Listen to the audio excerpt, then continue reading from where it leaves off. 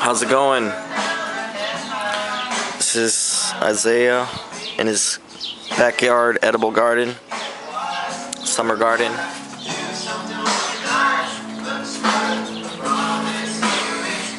Start with this corner. We have chard growing here, some mojito, mint, good stuff.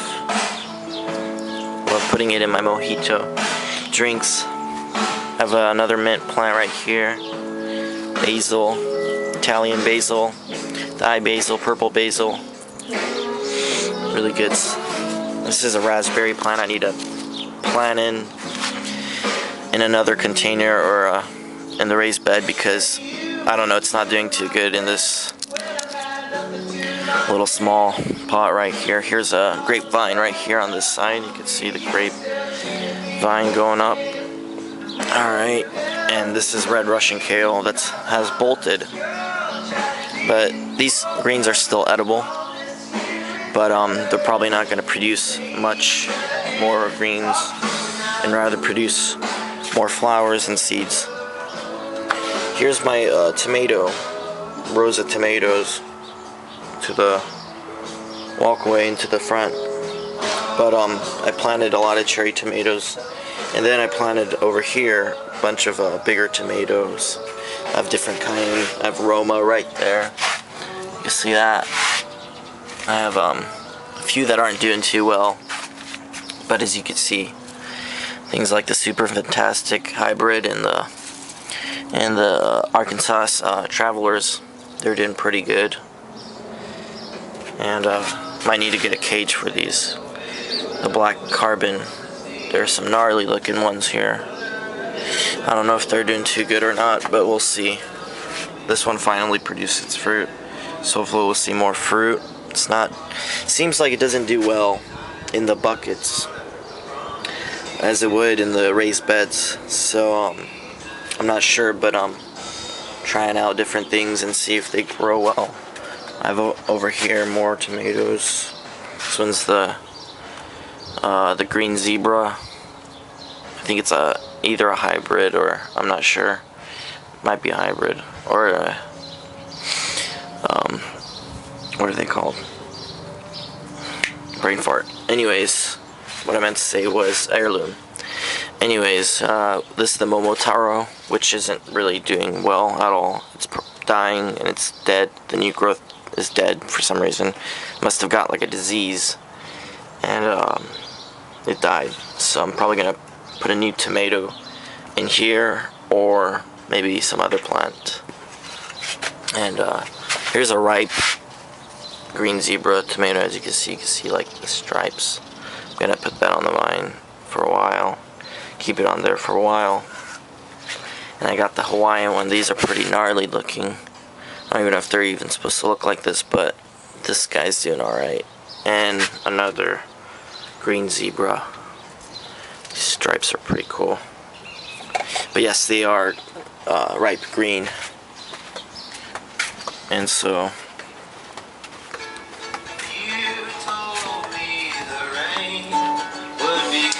over here in the more back, I have this bed right here. I have a bunch of cucumbers, Japanese cucumbers. You can see the fruit right here is huge. Probably ready to be eaten in a salad or maybe even cucumber or pickled. That's what I meant to say. Here's this one. Look at this one, curly. It's cool. And over here is like the pumpkin bed. Or yeah, the pumpkin. And I put a few pumpkins over here. So you can see the small fruit. It's gonna be huge. And I'm gonna train it up this thing. So it's gonna go all the way up here into the fence. As like these ones that I put string, and I made a bunch of so they could climb up, you know, and then climb up to the fence. So hopefully the pumpkin will also do the same. This one right here is dinosaur kale. I had problems with it with like snails, you know, eating the hole, you know, making holes. But there's new growth that are better looking. And this right here is the crazy tomato tree. It's a cherry tomato. But as you can see, there's so many fruit, you know. even another set of fruit right there. Just wherever there's flower, it just, you know, new shoots everywhere. It's all these fruits, so I'll be like in the garden just picking them, eating them while I'm working on my garden. So this right here is chocolate mint. It's going crazy everywhere. It's super good. Just make some tea out of it or whatever, you know. It smells just, whew. Just touch it, smell it, man. It's gnarly. It's good stuff though. Zucchini, not doing too well. I haven't really got any fruit out of them because something's either eating them, either the snails, maybe a rodent, or maybe even birds. So yeah, but we'll see how they do. Hopefully this one doesn't get eaten up so I could eat it. Oh, cherry tomato, I could eat that right there. It was on the ground, so I'm gonna eat that right now. Some chard. And more over here is my bed right here. My other bed. So pretty much I make it out of concrete. Just line up concrete. And yeah, I got a lot of stuff growing in this one right here. I just planted it, but they're growing big already. I have a lot of chard on this side. Some new chard.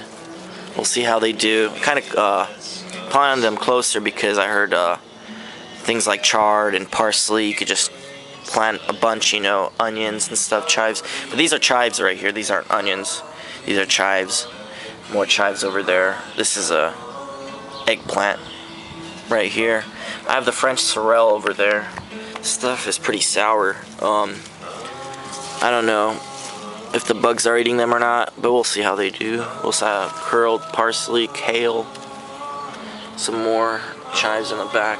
There's chives right there. This one's a Japanese eggplant. You can see how it's purple. It's algae, so it's supposed to be blue or darker color, but it's green. But it's good. It's really strong though. The flavor is very strong. This one right here is the Ghostbuster eggplant, and they produce white eggplants rather than purple ones, so that'll be pretty interesting, I guess. And here's more eggplant right here, and right here is more perilla or shiso. Got some cool looking flowers right here just for fun. They're not edible, but they're really bright in color, or they were when I bought them, but maybe the bug's been eating them. And right here is a tree collard, and this stuff grows tall, I guess, and they produce like a you know, these edible greens. And in the wintertime they're actually tastier, but they're perennials and they live for a really long time, and they grow really tall as well. And this one right here is the Lemon Boy tomato. More chard right here that I've had for a while now. I didn't plant this season, planted like, you know, last season. And where did the stevia go? Oh, there it is, stevia.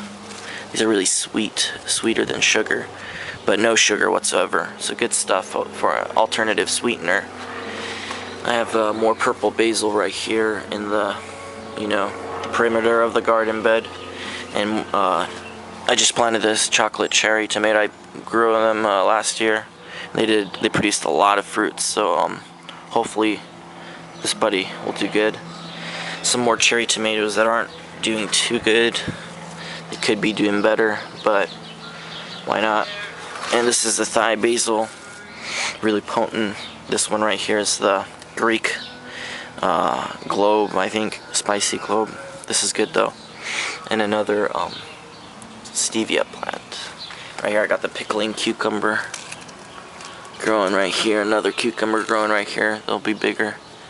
And as you can see again, like this tomato tree in the middle of the garden bed right here is just, you know, huge. Just producing so much fruit, you know.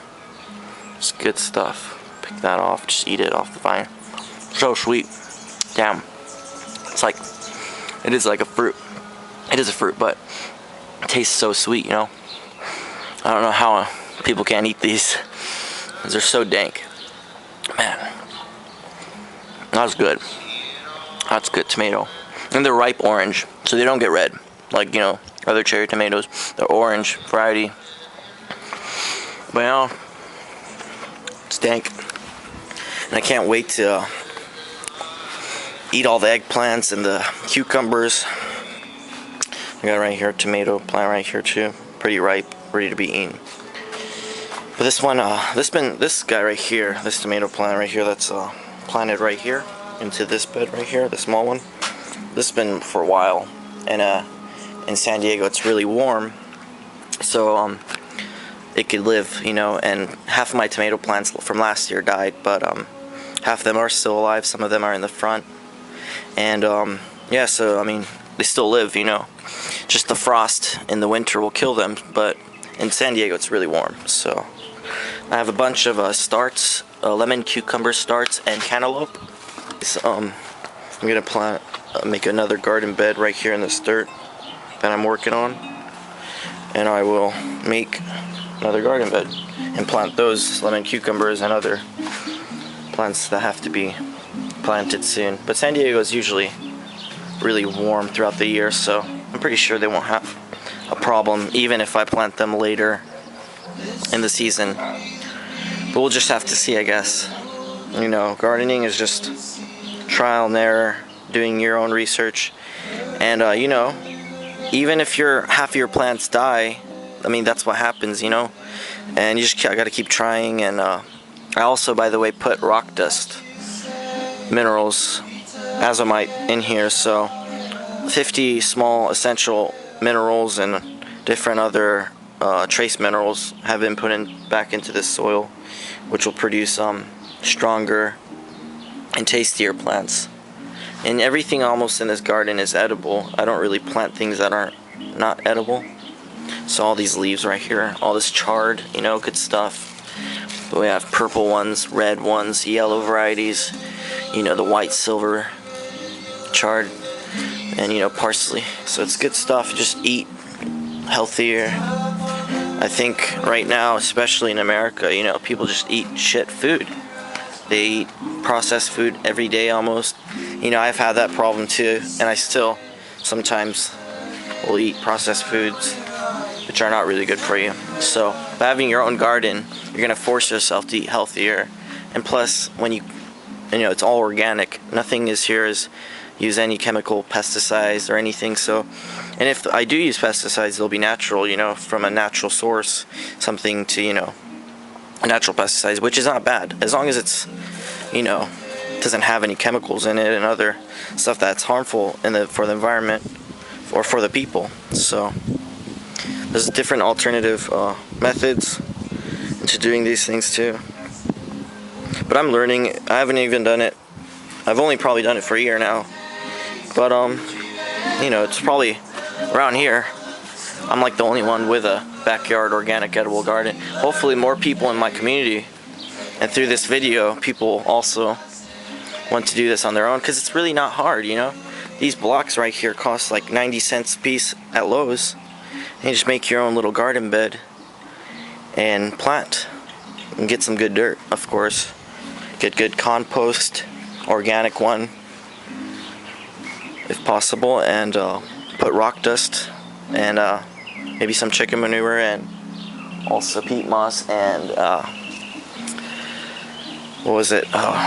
Worm castings. Worm castings are also really good for your soil, so just mix them up, you know, and try it out, I guess. But hopefully you guys enjoyed this video and a tour of my garden. This is also tree collared right here. Yeah, thanks for watching. Peace out.